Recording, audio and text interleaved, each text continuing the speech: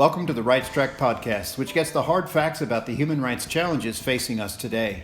In Series 5, we're asking how does tackling SDG 8.7 and the fight to end modern slavery by 2030 work with the UN's other Sustainable Development Goals to create a better and more sustainable world for us all.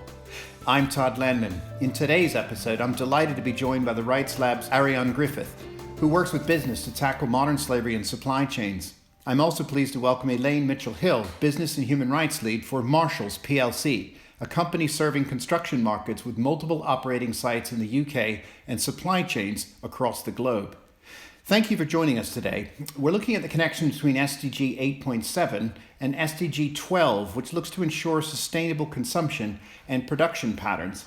So I want to start really by welcoming Elaine from Marshals. And I understand that your company primarily supplies high quality stone, masonry, and other sort of construction resources for building things like public plazas, buildings, etc. I read that you actually had some of the supplies for Trafalgar Square, which many people listening to the Rights Track will be familiar with. So could you just give us a little bit of a background of Marshals as a company and what it actually provides to the market? We provide construction products and materials. So some of those are produced here in factory locations in the UK.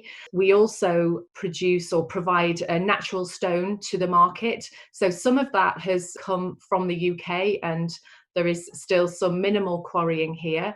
But in terms of demand for customers, so both domestic and commercial customers, where they can't be converted to a product that is either of a recycled nature or kind of like low carbon product, and they still want natural stone, we source natural stone from a whole range of geographies across the globe. So from places like Brazil, from India, from China, from Vietnam, and so forth. But for us, that represents one of the highest risk in terms of risk of modern slavery or human rights abuses. So for us, there's a big focus there. Great. So let me just ask you straight away then. Getting stone out of the ground is a physical effort. It's an extractive process.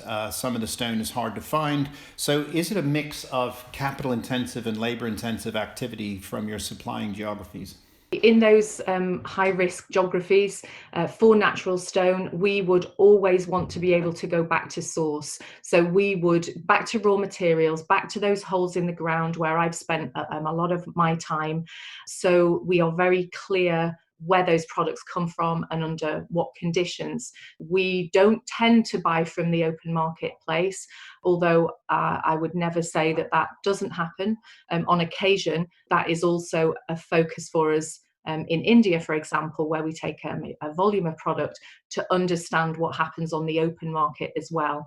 But in all cases where we take natural stone, we go back to those quarry locations so we can see and understand those conditions, and then from there to the processing yards again, so we can see the conditions under which those products are processed and made, and so that we can have the kind of relationships that are required to work with suppliers, to ask them to think about some of those things which are perhaps more important or more upfront for us than they might necessarily be for those suppliers.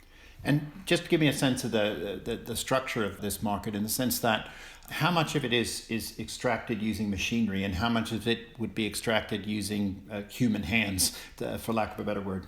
I would say that all of the stone that we take is extracted using some form of machinery. So in our Indian supply chain, for example, when I go back and look there, and I've been going there over a 15-year period.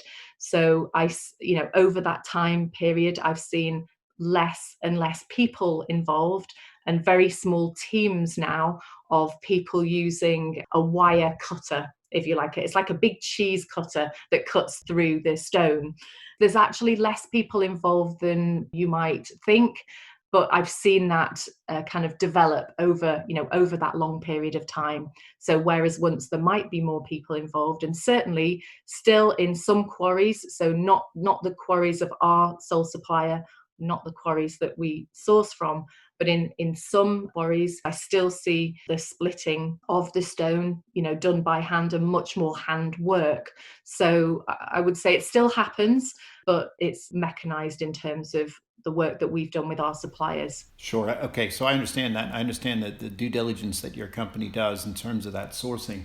So what is the risk of modern slavery then? Is it really amongst those firms, either at the local level, who are using more labor intensive technologies, or is it really up the supply chain in terms of, processing, refinement, and then finally getting product to demanding markets? So initially, what drew us to start the kind of the human rights work that we've done there back in 2005 was actually the issue of child labour in the stone sector. Just from walking the supply chain, from being out there, on the ground, developing an understanding and seeing children working mainly with cobbles, cobblestones. Yes. But also seeing children perhaps involved in kind of taking water or lifting spoil. Or when we went there and saw that, we felt very strongly that we wanted to understand more and also work to ensure that that wasn't in our supply chain, but also to understand to what extent that was an issue for the sector in that geography, and what were the drivers.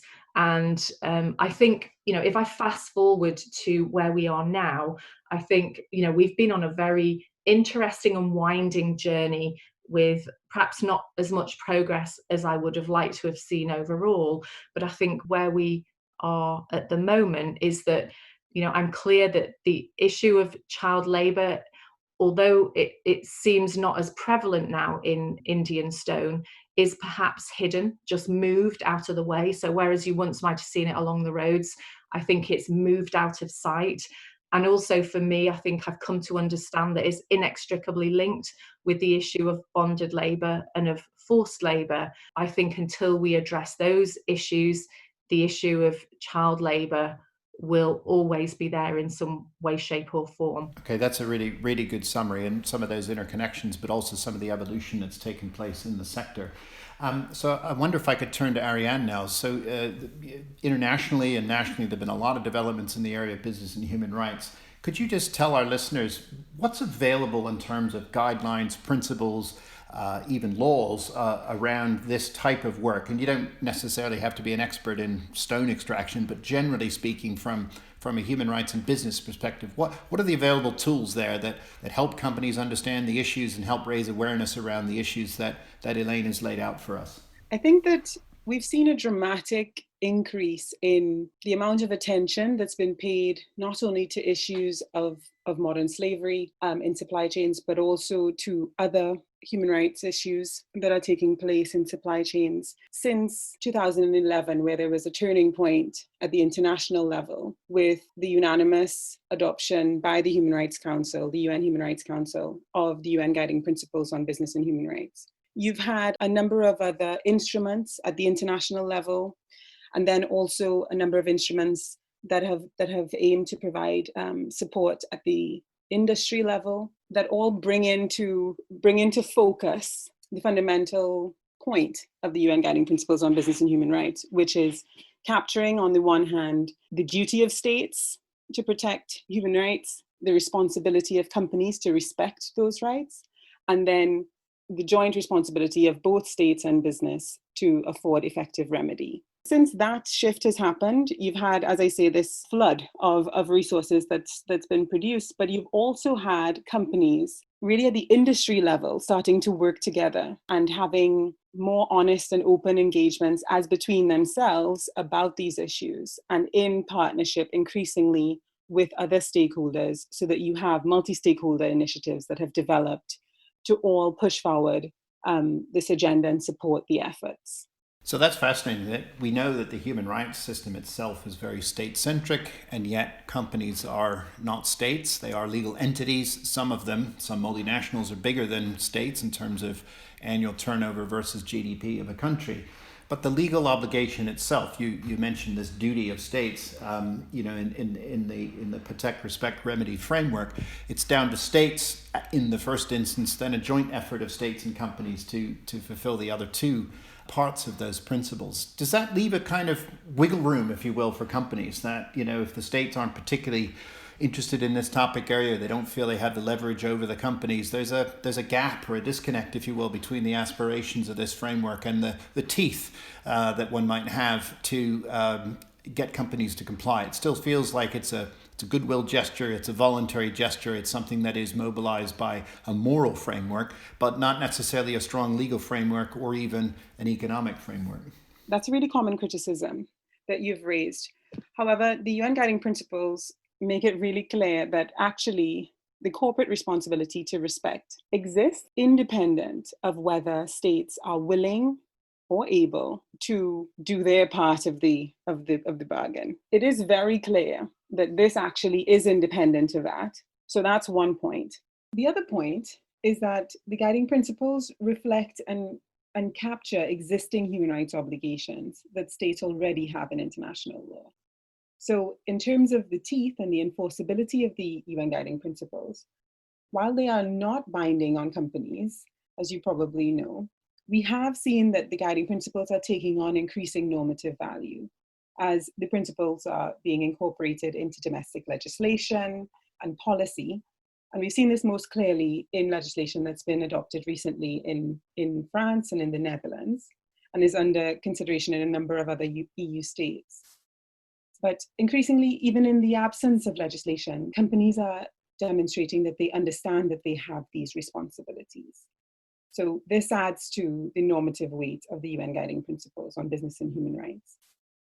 But there's the important point that there's still a lot of work that needs to be done. We need mandatory human rights due diligence legislation at the national level that moves us past what I call the first generation of legislation in this area, which is around transparency in supply chains, the legislation that we have in the US state of California, in the UK and in Australia, which requires companies only to report on what they're doing, but doesn't actually require them to do anything or anything else. And what we need is human rights due diligence legislation at the national level that will require businesses to take action to address their negative human rights impacts, and legislation at the national level that protects these rights. Great. And I'm going to come to that in a moment. I want to go back to Elaine and just get a little bit more insight into this moral moment, because you said you'd walked the lines, you'd been in the quarries and you saw the practices, and you had this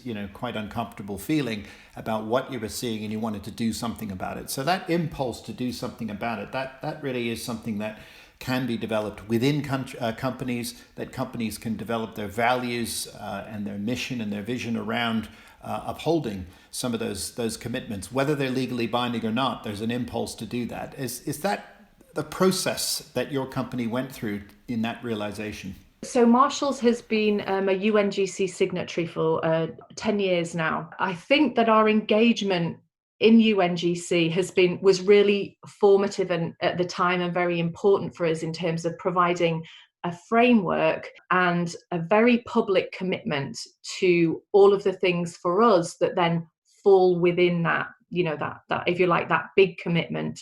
Marshals DNA, if you like, as a kind of a Victorian kind of philanthropic company, kind of started in Yorkshire in kind of 1875. I think there was a kind of like a match. It was not a hard push for the UNGC framework for all to realise that it was wholly relevant, if you like.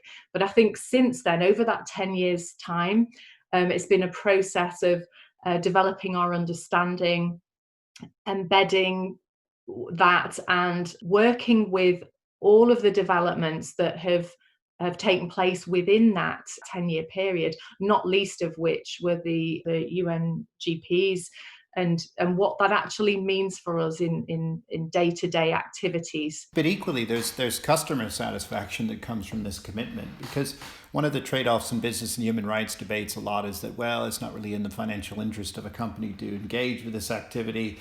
It's about the bottom line. It's about reducing cost. It's about maximizing profit. But actually, the story you're telling is that, the history of the company back to 1875, it wasn't a hard push to actually get it to commit to the UNGC. But at the same time, that value gets passed on to the customer. The customer feels assured that the product they're buying is something that they feel comfortable buying. Yeah, and there was for us, there's a strong, kind of set of values, if you like. The sail is set in terms of Marshalls aims to be here for the next 100 odd years. Its approach is a sustainable approach, and embracing all the challenges that come with that. I think this congruence, if you like, so there's congruence throughout the business. What we're all clear about is that our engagement with UNGC, as well as being aligned, is very clearly for us about commercializing our approach to sustainability. That allows us to stay in business and to do the right thing. It's not, for me, it's been very acute, the last 12 weeks in terms of the COVID pandemic. I understand that unless we have a robust business that's able to deal with the challenges that presents, we don't have a vehicle in terms of a business that can support human rights. No, it's very good. And the link to COVID we'll come to in a moment. But I wanted to get back to what Arianne said about domestic legislation. So the Modern Slavery Act, passed in 2015, has a clause that any company that has a turnover of over £36 million needs to write a modern slavery statement that's visible on the website, etc. I'm curious about your involvement in writing modern slavery statements and the sorts of evidence that you put in it, or the sorts of action planning that you do for a modern slavery statement, and upholding the things that you pledge in that statement. We were, I think, one of the early the companies that produced our first statement early on. We are just about to publish our fifth modern slavery statement, and from our perspective, we saw this as a platform and a real opportunity to engage with the spirit of the Act, as opposed to the letter of the law. In terms of there was lots of conversation and some detractors around the effectiveness, how effective the Modern Slavery Act would be. Previous to the Modern Slavery Act, I would say there was an unlevel playing field in terms of the work that we were doing across our supply chain and across our business. And for us, it really gave it some focus, and also demanded that others engage in that conversation. So right from the start, we fully engaged with actually what have become now, if you like, the 6 areas that are demanded in terms of reporting. And we have always reported on the depth and breadth of what it is that we have done. And actually the kind of areas and the indicators that we've put on have evolved slowly over that 5-year period. So these indicators are sort of measurable things that you analyze and monitor as a company. There are a plethora of them. So there would be, a very clear number of them. I think one of the kind of easier to measures is what kind of training have we done, with whom, with how many suppliers, with how many of our team, what does that training look like? Are people aware of how to spot and report? There are measures in terms of training, but we also then have other areas in terms of improving our due diligence. So using the Act and our experience that we gain in terms of looking to go beyond complying with the Act, how we can improve our due diligence and how we can work in collaboration with others. So we obviously publish our modern slavery statement, but we also publish a document, in fact 2 documents that sit alongside that annually, although we're not required to. One is our End Modern Slavery Report, in which we can give much more background information and detail, and the other one is our analysis of the country risk profile for each of our sourcing geographies. That helps us perhaps to explain why we focus on those areas that we do. And that will be a combination of modern slavery drivers, as agreed by some of our stakeholders, so NGO partners and different parts of the UN. But also looking at what we spend in terms of that product, so what we spend in countries, and also what the volume of the product is. Because what we want to do is be as transparent as we can be, and also help those viewing what we're doing to understand the choices that we're making, given that we source from about 30 odd countries, why the focus is on where it is, and what we also do in terms of the breadth and depth of our supply chain. Because, for example, where we have bespoke programs, for example, in Vietnam, working with the IOM, that's not something that we could replicate or would need to replicate in every geography. Yeah, that's understood. So there's a context dependency there that makes sense, and a holistic approach. And I want to pick up on a word you used there, which was transparency. And I'm going to pivot over now to Arianne around this question of transparency, because part of the language of the Modern Slavery Act talks about transparency of supply chains. So in your work, Arianne, the example we have here from Marshals must be replicated across other companies as well as other sectors. So what can you tell me from the work that you've been doing about how widespread is this practice of transparency in supply chains? Are businesses getting it? Are they engaging in this agenda? And are they putting in place the sorts of things that Marshals have put in place to really have the best look possible they can on the way in which they're supplying things? What Elaine was just saying about picking up on the spirit of the act versus the letter of the law is really important. We have seen, of course, more companies reporting, but we have not seen a marked increase in the quality of that reporting. Although there is this effort precipitated by the requirements of the Act to increase transparency in supply chains, we've seen really quite a limited, in relative terms, level of engagement with this legislation and what it requires, and what if it is embedded, the spirit of the Act is embedded into business practice, what that would mean for a business. We've seen relatively limited levels of engagement.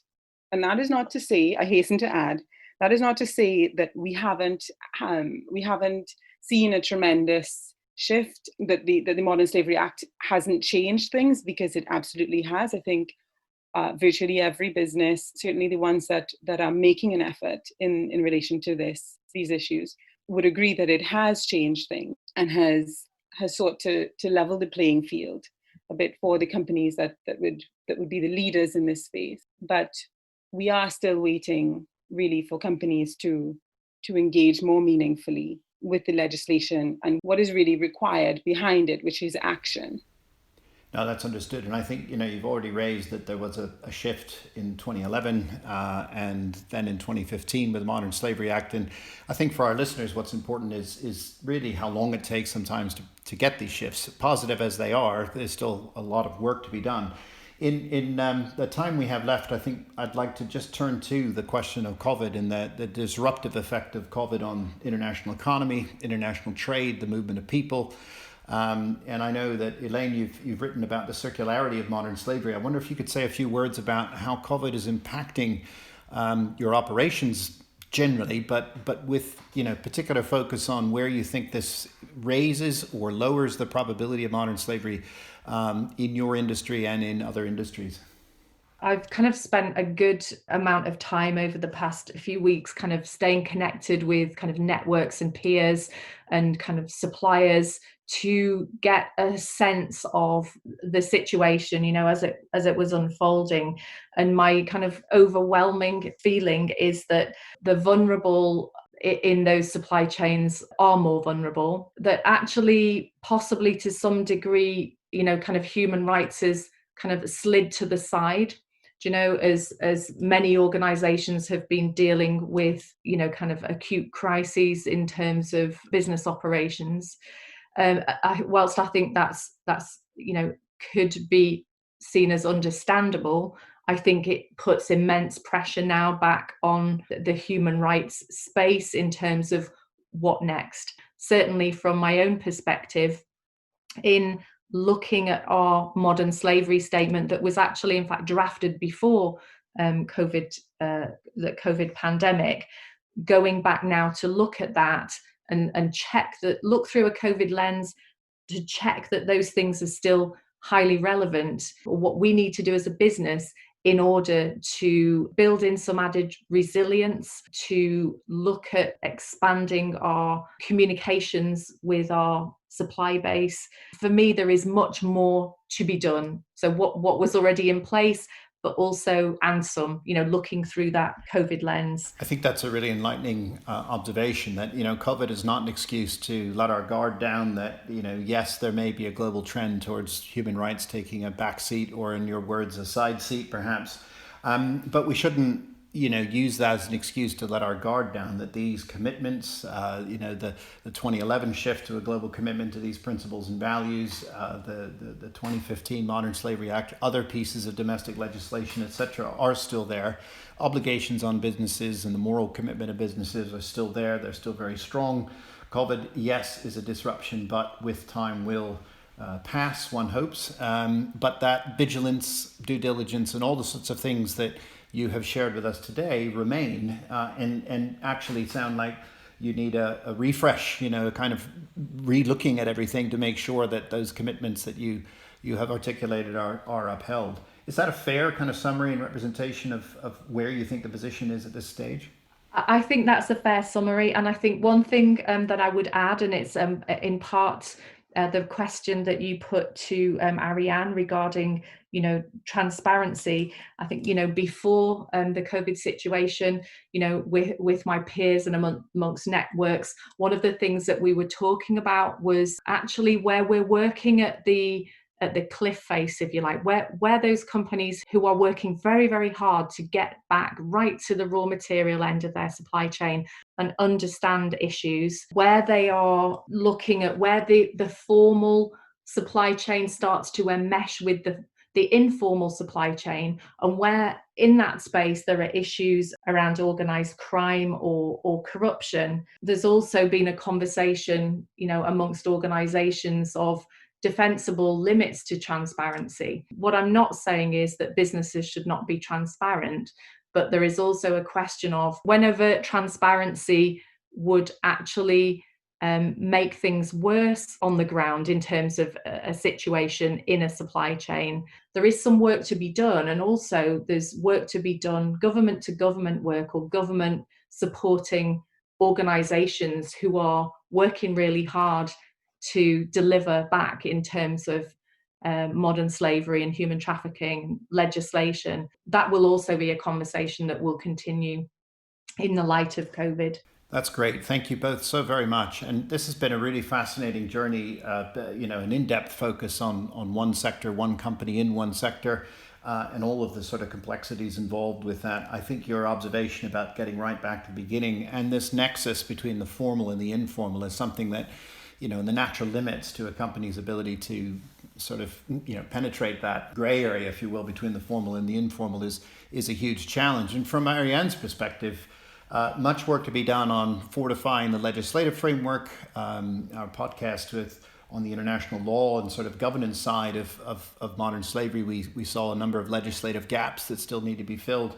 And you're articulating a very similar view that with respect to business and human rights, not only are there legislative gaps, but there's also a gap between the motivations of states, the legal frameworks that are still quite state-centric, but also the motivation of companies, and the added complications of the pandemic disruptions. And so together, this is a highly complex set of areas. There's no single solution, but this attention to due diligence, to vigilance, and to upholding the commitments regardless of the COVID disruption, all really important lessons for our listeners interested in this topic area. So from this episode of The Rights Track, I just want to thank very much for both of you having Arianne and for having Elaine here with us today. And so for now, thank you very much. Thanks for listening to this episode of The Rights Track, which was presented by Todd Landman and produced by Chris Garrington of Research Podcasts. Funding for this series comes from the University of Nottingham's Rights Lab project, home to the world's leading contemporary modern slavery experts and first large-scale research platform for ending modern slavery. Don't forget to join us on Twitter @RightsTrack and to subscribe wherever you find your podcasts.